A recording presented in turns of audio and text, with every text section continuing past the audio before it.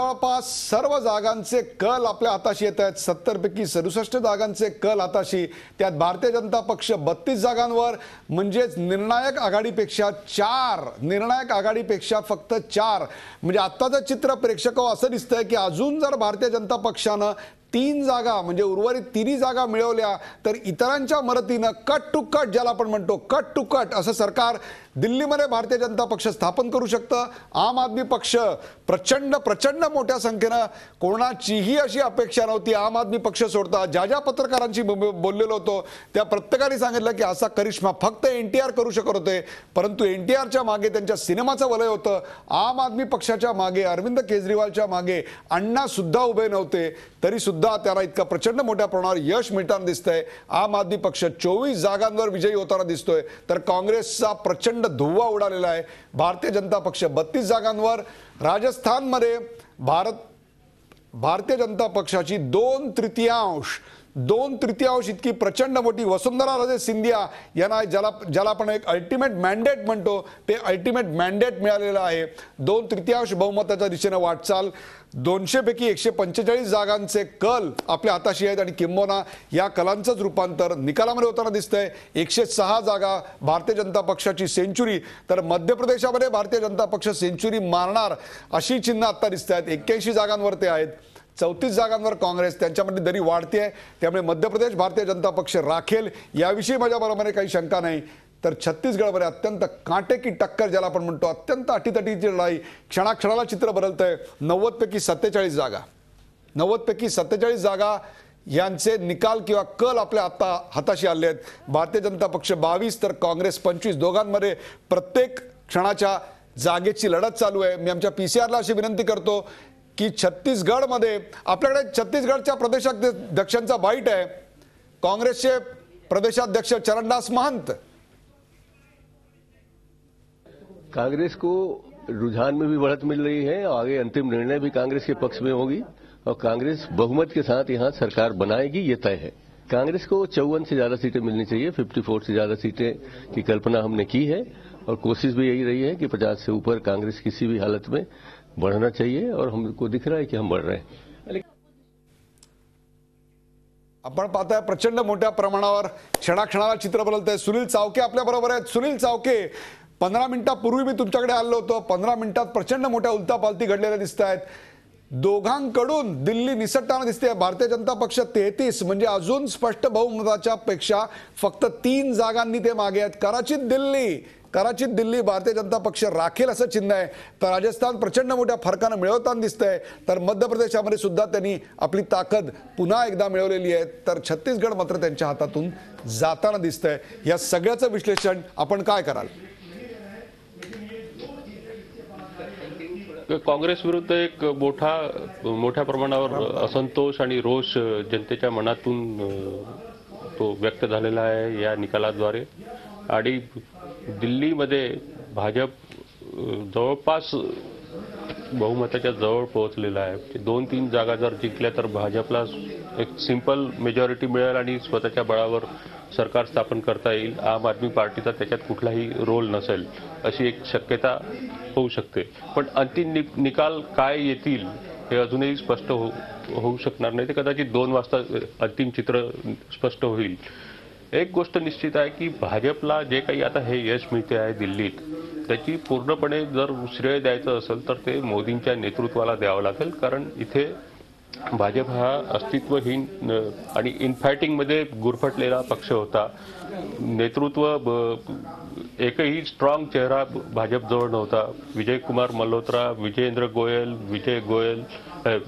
विजेंद्र गुप्ता, विजय गोयल आणि नंतर हर्षवर्धन असे हे 4ही नेते जे होते ते भाजपला निर्णायक बहुमताकडे ढकलू शकत नव्हते। तर मोदींनी जे एक मोठी पुश दिलेला आहे भाजपला, तो इथं काम करताना दिसतो आहे। आणि त्या मोदींची राहुल गांधीशी नव्हे तर केजरीवालशी थेट लढत झालेली आहे या राज्यात, आणि हा मोदींचाच विजय म्हणावा लागेल, कारण इथं भाजप पूर्णपणे संघटनात्मक दृष्ट्या जरी स्ट्रॉंग असली तरी नेतृत्वाच्या बाबतीत खूपच कमकुवत होती। आणि नेतृत्वाचा जो वाद सुरू होता शेवटी विजय गोयल यांना रिप्लेस करून हर्षवर्धन यांना आणावं लागलं. हे एक शहाणपणाची खेळी भाजपला सुचली ऐनवेळी आणि त्याचाही एक सकारात्मक परिणाम दिल्लीच्या निकालातून दिसतो आहे. राजस्थानमध्ये अशोक गेहलोत यांनी कितीही योजना राबवल्या तरी 5 वर्षानंतर बदल करण्याची जी मानसिकता आहे राजस्थानच्या जनतेची ती परत एकदा याच्यातून झळकलेली आहे आणि वसुंधरा राजे यांना मोठ्या प्रचंड प्रमाणावर जे यश मिळते आहे त्यातही मोदींचा एक मोठा वाटा आहे. कारण मोदींच्या सभांना जी प्रचंड लोकप्रियता आणि प्रतिसाद मिळाला होता तो या निकालातून व्यक्त होताना दिसतो आहे. छत्तीसगडमध्ये काँग्रेस आता चरणदास म्हणाले की आमच्या 54 जागा आम्हाला अपेक्षित आहे, पण मला वाटतं ते 45 ते 48च्या रेंजमध्येच राहतील. खूपच काटेची टक्कर आपण म्हणतात तसे. आणि मध्य प्रदेशात मात्र वन साइडेड सगळं म्हणजे ज्योतिरादित्य शिंदे यांना 50 दिवसापूर्वी नेतृत्व त्यांच्याकडे सोपवून आणि भावी मुख्यमंत्री म्हणून त्यांना सूत्र देऊन काँग्रेसनं जो विलंब लावला आणि निर्णय घेण्याची आपल्यात क्षमता नाही हे दाखवून दिलं त्याचा फटका काँग्रेसला मोठ्या प्रमाणावर बसला. आणि इथं पाच उमेदवार होते काँग्रेसचे. दिग्विजय सिंग, कमलनाथ, कांतीलाल भुरिया, अजय सिंग आणि ज्योतिरादित्य शिंदे या 5 मुख्यमंत्री पदाचे उमेदवार असताना काय अवस्था होऊ शकते आणि पक्ष किती कुठपर्यंत फरफटत जाऊ शकतो हे मध्य प्रदेशने दाखवून दिलेलं आहे. एकूणच काँग्रेस विरुद्धची जे रोष आहे तो या निकालातून पूर्णपणे व्यक्त झालेला आहे. मला सुनील चावके तुम्हाला असं विचारायचं आहे की आता दिल्लीतल्या 68 जागांचे कल किंवा निकाल आपल्या हाताशी येताना दिसतात. त्यात भारतीय जनता पक्ष 33 म्हणजे निर्णायक बहुमताच्या फक्त 3 जागांनी मागे आहे. आता सर्वात कळीचा मुद्दा आहे ते जे इतर 2 आहेत ते इतर 2 कोण आहेत आणि त्यातले किती जण फुटून भारतीय जनता पक्षाला सपोर्ट करतील. काही आपल्याजवळ याचे डिटेल आहेत का? तुम्हाला काय वाटतंय की सर्वात मोठा पक्ष म्हणून ते घोडेबाजार किंवा सौदे बाजार करून भारतीय जनता पक्षाकडनं आपली किंमत वसूल करून दिल्लीमध्ये त्यांना सपोर्ट करतील? त्यांच्यासमोर दुसरा पर्याय नाही, अन्यथा राष्ट्रपती शासन येईल. निश्चितपणे राष्ट्रपती शासन किंवा लोकसभेसोबत दिल्लीच्या विधानसभेची निवडणूक ह्या गोष्टी आता मागे पडलेल्या दिसतील. जसं जसं भारतीय जनता पक्ष 35च्या मॅजिक फिगरकडे सरकू लागेल. कारण जे काही 2-3 आमदार लागणार आहेत ते कुठूनही भारतीय जनता पक्षाला उपलब्ध होऊ शकतील आणि त्यात काही हे घोडेबाजारीच्या खेळात सौदेबाजीच्या खेळात भाजपही नौखा नाही आहे. भाजप जुना खेळाडू आहे काँग्रेसप्रमाणे. त्यामुळे ह्या सगळ्या अडथळ्यांना पार करून दिल्लीत हर्षवर्धन यांच्या मुख्यमंत्री पदाखाली भाजपचं सरकार स्थापन होऊ शकेल अशीच चिन्ह आता ह्या ट्रेंड्सवरून दिसते आहेत. आपण प्रेक्षक पाहताय क्षणाक्षणाला चित्र बदलतंय. पुन्हा एकदा मी 4ही राज्यांचा एक कल आपल्याला सांगतो. दिल्लीमध्ये 70 जागा, त्या 70 पैकी 68 जागांचे कल आपल्या हाताशी आले आहेत. आपल्या ग्राफिक्समध्ये आपण पाहू शकता. त्यापैकी भारतीय जनता पक्षाला 33 जागांवर आघाडी. प्रेक्षक हे कल आहेत, हे निकाल नाहीत. परंतु या कलाचं परिवर्तन जर निकालात झालं तर चित्र फार मनोहारी दिल्लीमध्ये असणार आहे. कारण कोणत्याच पक्षाला पूर्णपणे बहुमत मिळणार नाही आणि त्यामुळे जे खाली आपल्याला आदर्श असे 2 दिसत आहेत ते आयदर जेडीयू किंवा बीएसपीचे असणार किंवा अपक्ष असेल. त्याचे डिटेल्स मी आता मागवले आहेत. काही क्षणात मी ते तुमच्यापर्यंत घेऊन येईन. काँग्रेसला 9, काँग्रेसचा पूर्ण पराभव. आम आदमी पक्ष 24. राजस्थान जवळपास 155 जागांचे कल हाताशी. त्याचं परिवर्तन संपूर्ण निकालामध्ये व्हायची शक्यता. परंतु त्यात एक गोष्ट मात्र नक्की, 2/3 बहुमताकडे. राजस्थानची ती परंपराच आहे. दरवर्षी सत्ता पालट ही परंपरा राजस्थाननं कायम राखली. अशोक गेहलोत यांनी खरं तर आरोग्याच्या खूप चांगल्या अप्रतिम अशा योजना राबवलेल्या होत्या. हे सगळं करून सुद्धा मारवाडचे गांधी असं म्हणून ज्यांचं वर्णन केलं होतं त्या मारवाडच्या गांधीचा यावेळी पराभव होताना दिसतोय. तर मध्य प्रदेशामध्ये पहिल्यांदा असं दिसत होतं की भारतीय जनता पक्ष मागे आहे. परंतु 230 पैकी 145 जागांचे निकाल कल आपल्या हाताशी आहेत. ज्या कलाचं रूपांतर निकालामध्ये होऊ शकतं अशीच आत्ताची परिस्थिती आहे. आणि त्यात सुद्धा भारतीय जनता पक्ष 94, काँग्रेस 43. म्हणजे काँग्रेस एक प्रकारे तिथेही पराभवाच्या छायेत. तर छत्तीसगडमध्ये आता दोघांमध्ये अत्यंत काटेकी टक्कर, अटीतटीची लढाई, पेच डावपेच. पक्ष तर 24 काँग्रेस. सुनील चावके आमच्या बरोबर गेले 2 तास तुम्ही जे विश्लेषण करत होतात त्याबद्दल आभार. संध्याकाळी दुपारी मी पुन्हा तुमच्याकडून दिल्लीची खबरबात जाणून घेईन, परंतु हे विश्लेषण विशेषतः दिल्लीचं विश्लेषण जे आपण केलं त्याबद्दल खरोखरच G24 तासच्या महाराष्ट्रातल्या सर्व प्रेक्षकांतर्फे आभार मानताना जाताना फक्त एकच छोटा प्रश्न, दिल्ली के पराठे आज कहां खाएंगे? आम आदमी पार्टी के ऑफिस में या बीजेपी के ऑफिस में? बीजेपी के ऑफिस में असंच याचं उत्तर द्यावं लागेल, कारण बीजेपी फक्त 2 जागांनी दूर आहे बहुमतापासून आणि ते बहुमत कुठल्याही परिस्थितीत बीजेपीच्याच बाजूने राहील याच्यात काही आता शंका उरलेली नाही. सुनील चावके धन्यवाद. तुम्हाला एखाद्या शोवर बोलवणं हा नेहमीच एक आनंदाचा भाग असतो. वैयक्तिक संबंधात सुद्धा अतिशय ज्ञान तुमच्याकडून मिळत असतं, माहिती मिळत असते. या सगळ्याबद्दल पुन्हा एकदा धन्यवाद. दिवसभरात मी तुमच्याकडे येतोय. आपल्यासोबत प्रकाश रेड्डी, मृणाली नानिवडेकर आणि हरीश रोगे आहेत, त्यांना घेऊन आपण चर्चा करतोय. दिल्ली सकट 5 राज्यांच्या ज्या निवडणुका झाल्या, एक प्रकारे लोकसभेची सेमीफायनल होती, त्या लोकसभेच्या सेमीफायनलचे कल निकाल आपल्या समोर येत आहेत. मोदींची जादू चालली का? राहुल गांधी यांचा पराभव झाला का? छत्तीसगडमध्ये रमण सिंग यांनी हॅट्रिक साधली का? आणि त्याहीपेक्षा सुद्धा मध्य प्रदेशामध्ये शिवराज सिंग चौहान यांच्या विकासाच्या धडाक्याला जनतेने पसंती दिली का? तर राजस्थानमध्ये वसुंधरा राजे सिंधिया, अशोक गेहलोत यांचा पराभव करणार का? या सगळ्याचा निकाल पुढच्या 2 तासात लागणार आहे. परंतु आत्ता तरी चित्र स्पष्टपणे आपल्याला दिसतंय ते राजस्थानमध्ये त्यांच्या बाजूनं भारतीय जनता पक्षाच्या आहे. स्थिती बदलताना दिसते. 33 जागांवर दिल्लीमध्ये भारतीय जनता पक्ष. मी पुन्हा जातो विनय सहस्त्रबुद्धे यांच्याकडे. विनय सहस्त्रबुद्धे, सुनील चावके तर स्पष्टपणे म्हणले की पराठे दिल्ली में बीजेपी के ऑफिस में खाएंगे. काय म्हणताय तुम्ही? 2 राज्यात विजय होताना दिसतोय तर 2 ठिकाणी पराभव. नाही, माझ्या मते पराठे नक्कीच खाऊ आम्ही, पण मला 2 गोष्टी या ठिकाणी सांगायच्या आहेत की तुमच्या वाहिनी सकट देशपातळीवर काम करणाऱ्या अनेक वाहिन्यांच्या वृत्तांकनाच्या संदर्भात मी बघत होतो. दुर्दैवाने आपल्या देशामध्ये या निवडणुका 5 राज्यांमध्ये झाल्या, परंतु 4च राज्यांच्या बद्दलची चर्चा आपण करतो आहोत आणि मिझोरमच्या बद्दल इंटरनेटवर सुद्धा फार माहिती मिळत नाही. हे मला असं वाटतं की सगळ्याच वाहिन्यांनी थोडेसं याकडे लक्ष द्यायला पाहिजे की मिझोरम हे छोटं राज्य आहे, दूर कोपऱ्यामध्ये ईशान्य भारतामध्ये आहे, परंतु तिथे देखील काय होतंय हे कळण्यामध्ये नागरिकांना निश्चितपणे रुची आहे, रस असला पाहिजे, कारण ते एक महत्वाचं राज्य आहे आणि त्या दृष्टीने मला असं वाटतं की आपण काही माहिती सांगितली तर बरं होईल.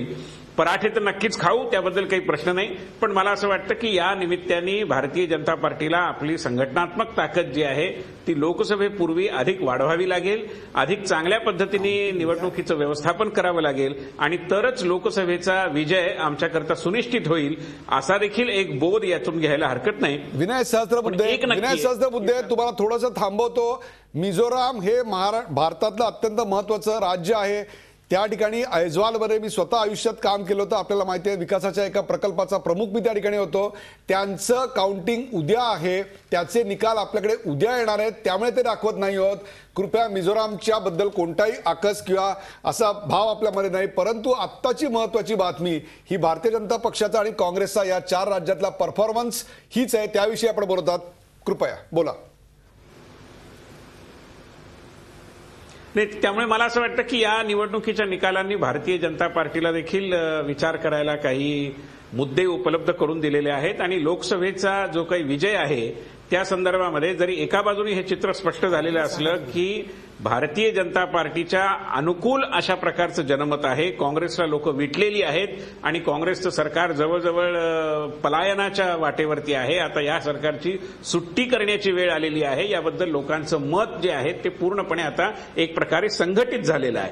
परंतु ते संघटित झालेलं जनमत आपल्या बाजूने सर्व देशीय पातळीवरती वळवण्याकरता भारतीय जनता पार्टीला निश्चितपणे मेहनत करावी लागेल आणि माझी खात्री आहे की भारतीय जनता पार्टीचे जे काही नेते आहेत, संघटनात्मक काम पाहणारे जे कार्यकर्ते आहेत ते सर्वजण या निवडणुकीच्या पासून योग्य तो बोध घेतील. कुठलीही निवडणूक ही निवडणूक असते, ती सोपी नसते आणि लाट जरी असली तरी ती लाट तुमच्या टायरमध्ये वाहनाच्या भरण्याकरता त्यासाठी आपल्याला पंप लागतो, बाकी सगळी व्यवस्था लागते आणि ती रचना उत्पन्न करूनच आपल्याला पुढे जाता येतं आणि म्हणून मला असं वाटतं की या विषयामध्ये आता भारतीय जनता पार्टी दिल्ली राजस्थान आणि मध्य प्रदेशातल्या आणि छत्तीसगडमध्ये देखील मला असं वाटतं की विजयाच्या जवळ आम्ही जातो आहोत. या सगळ्या निवडणूक निकालाचं योग्य विश्लेषण करून आपण लोकसभेकरता अधिक चांगल्या पद्धतीने कंबर कसून मैदानात उतरू अशा प्रकारच्या भावनेनी या निवडणूक निकालाकडे बघेल, याबद्दल माझ्या मनात कुठलीही शंका नाही.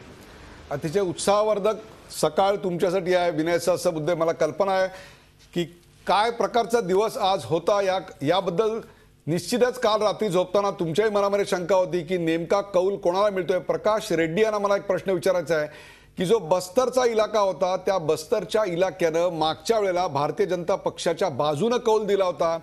आत्ताची परिस्थिती मी तुम्हाला सांगतो या क्षणाची, तिथून मिळालेली 8 जागांवर भारतीय जनता पक्ष आघाडीवर तर 4 जागांवर काँग्रेस. परिस्थिती काँग्रेसला पलटवता आलेली नाही. तिथे जरी नक्षली हल्ला झालेला असला तरी तिथल्या जनतेनं हा पुन्हा भारतीय जनता पक्षाच्याच बाजूने कौल दिलेला आहे. छत्तीसगडचा संपूर्ण निकाल कदाचित काँग्रेसच्या बाजूने असेल, परंतु बस्तर मधला निकाल मात्र भारतीय जनता पक्षाच्या बाजूने आहे. काय सांगाल तुम्ही?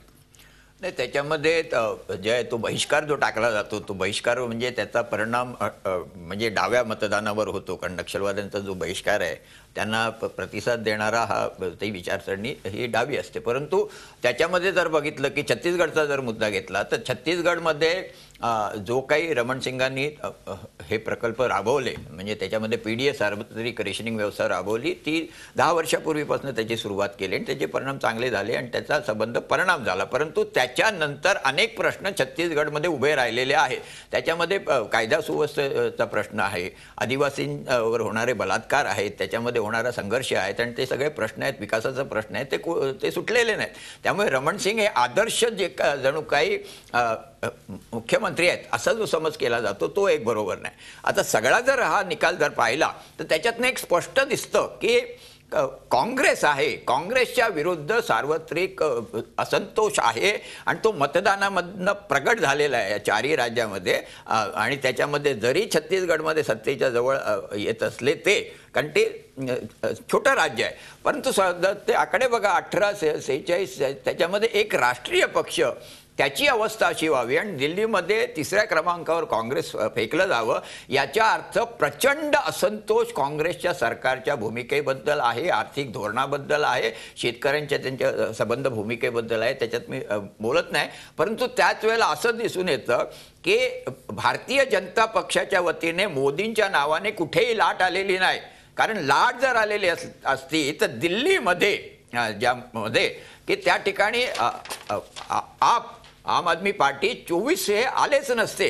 कारण त्यांनी स्पष्टपणे भूमिका घेतली, आताही घेत आहेत की भ्रष्टाचाराला आणि संबंध समस्यांना काँग्रेसबरोबर BJP ही जबाबदार आहे.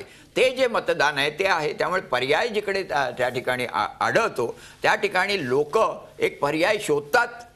तो संपूर्ण त्या ठिकाणी देशामध्ये उभं राहिलेला नाही. परंतु अनेक हे जे काही आणि राहुल गांधी संपूर्ण फेल्युअरच आहे. म्हणजे त्याच्याबद्दल काय बोलायलाच नको त्याच्यामध्ये. त्यामुळे हे जे पोस्ट केलेलं जातं आणि काँग्रेसने सुद्धा दुसरा कुठला तरी नेता शोधला पाहिजे, नाही तर त्या संबंध लोकसभेमध्ये त्यांची विल्हेवाट होईल आणि त्याच्यामध्ये जे काही पर्याय BJPची लाट नाही, मोदींची लाट नाही, तो संबंध पर्याय सगळ्या ठिकाणच्या मतदारांनी निवडलेला नाही आणि त्यामुळे हे जे काही चित्र आहे अस्पष्ट आहे आणि त्याच्यामधनं सगळ्या पक्षांनी धडा घेतला पाहिजे. हरीश रोगे, मला कल्पना आहे की आता काँग्रेस जन किंवा काँग्रेसचे पदाधिकारी म्हणून आपल्या मनात काय भावना असतील आत्ताचं चित्र आपण बघताय. खरोखरच शीला दीक्षित या स्वतःच्या राजकीय चारित्र्यावर भ्रष्टाचाराचा एकही डाग नसलेल्या अशा मुख्यमंत्री होत्या. याविषयी काही वाद असाही शंका नाही. किंबहुना मारवाडचे गांधी म्हणून त्यांचा उल्लेख केला गेला त्या अशोक गेहलोत यांनी सुद्धा आरोग्याच्या संदर्भामध्ये फार मोठी कामं केली होती. दिल्लीमध्ये प्रदूषणाच्या संदर्भात शीला दीक्षित यांनी प्रचंड काम केलं होतं. तरी सुद्धा आज ते दोघं पराभवाच्या छायेत आहेत. स्वतः शीला दीक्षित यांचाही पराभव होताना दिसतोय. एक प्रकारे कुठेतरी काँग्रेसला प्रचंड मोठ्या प्रमाणावर आत्मपरीक्षणाची गरज आहे असं नाही वाटत आपल्याला? नाही, आपण जे म्हणालात की काँग्रेस पक्षाला आत्मपरीक्षणाची गरज आहे याच्यामध्ये काही वाद असण्याचं कारण नाही. मी काँग्रेसचा पदाधिकारी म्हणून सुद्धा या ठिकाणी स्पष्टपणे सांगतो की आम्हा लोकांना मान मोडून काम करायची सवय हळूहळू आमच्यामध्ये कमी होत चाललेली आहे. या पक्षामध्ये अनेक कार्यकर्ते आहेत, त्या कार्यकर्त्यांना गणी येत असतात. एक मी आपल्याला सांगेन की शीला दीक्षितने जे काम केलं ते आपल्यासमोर आहे, गेहलोतने जे काम केलं ते आपल्यासमोर आहे, आणि हे असताना सुद्धा त्यांचा परिणाम होतो. मारवाडचा गांधी पराभूत होतो. शीला दीक्षितने अतिशय चांगलं काम केलं तरीसुद्धा त्या पराभूत होण्याच्या मार्गावरती आहेत असं आपण सांगता.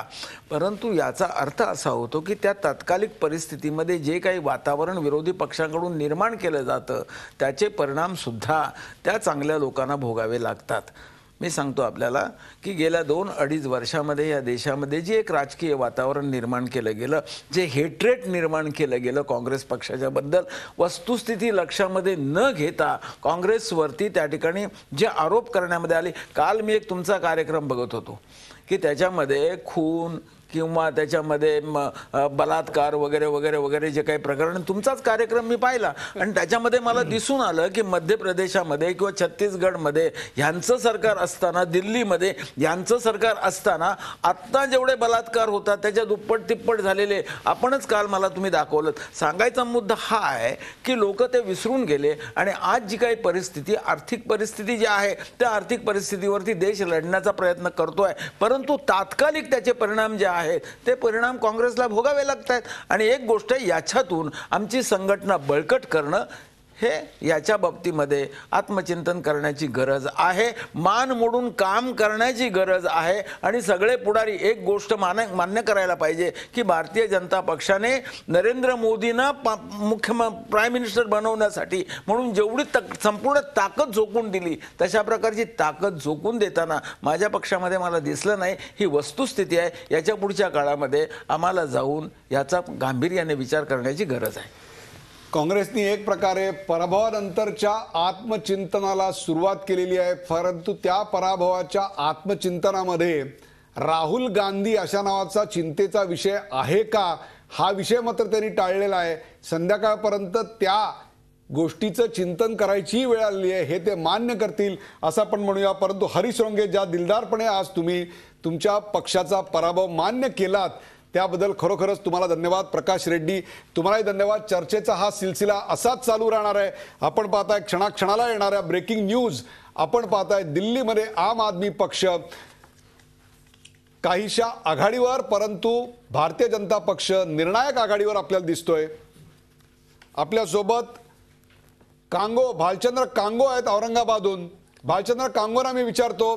भालचंद्र कांगो, काय वाटते आपल्याला? 4 राज्यांची परिस्थिती आपल्या समोर आहे. भारतीय जनता पक्षाच्या दृष्टीनं दिल्ली निसटत्या फरकानं, राजस्थान पूर्ण बहुमतानं, मध्य प्रदेश कन्व्हिन्सिंगली, तर छत्तीसगड हातातनं निसटताना दिसतंय. तर काँग्रेसच्या बद्दल बोलायचं झालं तर दिल्ली हाथ से निकल गई, राजस्थान हाथ से निकल गया, मध्य प्रदेश जीत नहीं सके और छत्तीसगड वो भी चला गया. काय म्हणताय? या 4 राज्यांच्या निवडणुका जाहीर झाल्यानंतर साधारणतः यामधले 2 राज्य भाजपकडे आणि 2 राज्य काँग्रेसकडे असल्यामुळे कुठली तर राज्य गेल्यानंतर काँग्रेसची किंवा भाजपची शर्शी किंवा हार होणार अशा प्रकारचं निदान सगळेजण करत होते. परंतु मीडिया ज्या पद्धतीने ह्याचा हाईप करत होतं की ही काहीतरी लोकसभेपुरती सेमीफायनल आहे आणि नरेंद्र मोदींनी ज्या पद्धतीने प्रचंड सभा घेऊन जणू काही माझ्या पंतप्रधान पद उमेदवाराचीच ही परीक्षा आहे, एक सेमीफायनल आहे, अशा पद्धतीचं जे वातावरण निर्माण केलं होतं त्या वातावरणाला धक्का देणारा निकाल आहे. जरी भाजपचं 3 राज्यात राज्य येत असलं तरी मला असं वाटतंय की आम आदमी पार्टीचं दिल्लीमध्ये जे स्विंग आहे ते आमचं जे म्हणणं आहे की जनता भाजप आणि काँग्रेसला सोडून तिसऱ्या पर्यायाचा विचार करतेय, ह्याचं ते इंडिकेशन आहे. मी आपल्याला सांगतो की या 4 राज्यांमध्ये 72 जागा आहेत लोकसभेच्या. त्याच्यामध्ये सध्या काँग्रेसकडे 42 आहेत आणि भाजपकडे 30 जागा आहेत. आता समजा या निकालात उलटा सुलटा जरी झाला तरी ह्याच्यामध्ये उलट होऊ शकेल की काँग्रेसकडे 25-26 आणि भाजपकडे 45-46. म्हणजे फारसा फरक बलामध्ये 10-15 जागांच्या पलीकडे पडू शकत नाही आणि त्याच्यामध्ये काँग्रेस मार खाणार, काँग्रेसच्या विरोधी जनमत आहे, हे तर वस्तुस्थितीच आहे. त्यामुळे मला असं वाटतं की खरं निदान अनालिसिस करण्यासाठी 2 महत्वाच्या घटना ज्या घडल्या त्याचं अनालिसिस अजून करायला आपल्याला वेळ आहे. पहिली, मतदानाचे आकडे फार वाढलेले आहेत. 70% वरती मतदान होणं ही लोकशाहीसाठी आश्वासक अशी गोष्ट आहे. ह्या मतदानापैकी भाजप आणि काँग्रेसच्या मतदानाच्या टक्केवारीमध्ये किती फरक पडलेला आहे आणि इतर भाजप काँग्रेस सोडून इतर जी मतं पडलेली आहेत त्याच्या टक्केवारीमध्ये काय फरक पडलेला आहे, हा एक इंडिकेशनचा महत्वाचा भाग असू शकतो. तो समजायला आपल्याला थोडासा वेळ लागणार आहे, हे आपण लक्षात घेतलं पाहिजे आणि त्याच्यावरती अनालिसिस केलं पाहिजे. छत्तीसगडमध्ये काँग्रेसची लिडरशिप सगळी मारली गेली होती, म्हणजे काँग्रेसला नवीन लिडरशिप उभी करायची होती आणि असं असताना छत्तीसगडमध्ये काँग्रेसनी चांगलं शो केलेलं आहे. हे काँग्रेसला पडता पडता डुबने वाले को तिनके का सहारा, तशा पद्धतीचं काँग्रेसला जर व्यवस्थितरित्या आपण हँडल करू शकलो तर परत येऊ शकतो असं आहे. आणि तिसरा एक मुद्दा आपण दिल्लीच्या संदर्भात मला चर्चा करायची आहे. दिल्लीमध्ये केंद्र सरकारच्या विरुद्ध आंदोलनं सगळी होतात. 16 डिसेंबर नुकतंच येत आहे. या 16 डिसेंबरला दिल्लीमध्ये बलात्काराच्या संदर्भात अत्यंत भयानक घटना घडली होती, ज्याचा परिणाम देशभर झाला. एक नवीन कायदा त्या निमित्ताने आला. यावेळेस शीला दीक्षितांची कसरत झाली होती. म्हणजे आपल्याला माहिती असेल की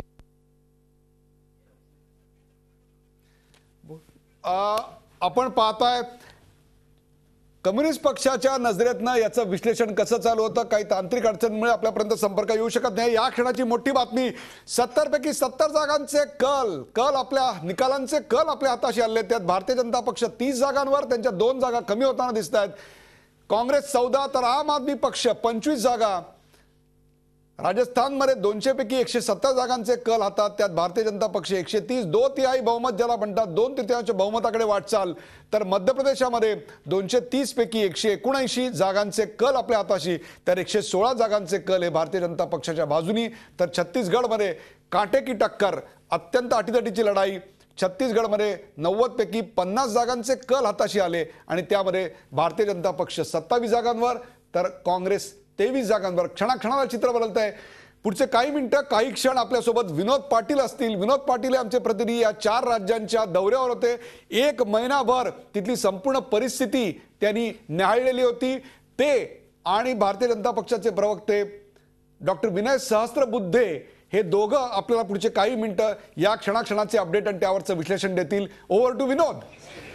सर, नक्कीच सगळ्या माध्यमांनी म्हणजे सगळ्या चॅनल्सने किंवा पेपर्सने असं एक भाकीत वर्तवलं होतं छत्तीसगडच्या बाबतीत की भाजप पुन्हा एकदा थम्पिंग मेजॉरिटी आणि पूर्ण बहुमताने सत्तेत येईल. परंतु आपण वारंवार सांगत गेलो होतो की छत्तीसगडमध्ये काटेकी टक्कर होणार. भाजप आणि काँग्रेसमधून सत्तेवर कोण येणार याचं आकलन करणं फार कठीण आहे, कारण वाढलेलं मतदान, एक सायलेंट वोटर कुठं जाईल हे याचं आकलन करणं फार कठीण होतं. आणि तेच आता आपल्याला दिसून येत आहे, कारण गेल्या वेळी बस्तरने भाजपला सत्तेचा हात दिला होता.